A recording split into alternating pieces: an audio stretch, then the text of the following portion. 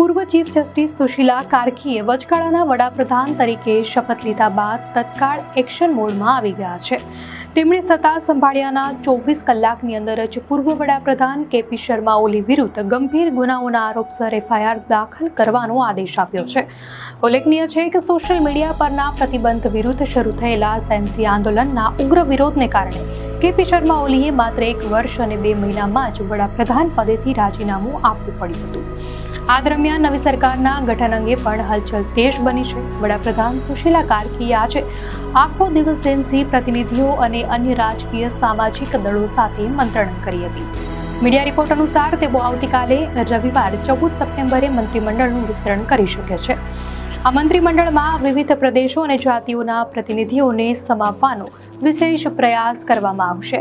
આ અંગે સત્તાવાર જાહેરાત અને નવા મંત્રીઓનો શપથ ગ્રહણ સમારંભ આવતીકાલે જ થવાની શક્યતા છે. દર્શક મિત્રો, વધુ અપડેટ્સ માટે ધ લોકસત્તા ચેનલને સબસ્ક્રાઇબ કરો.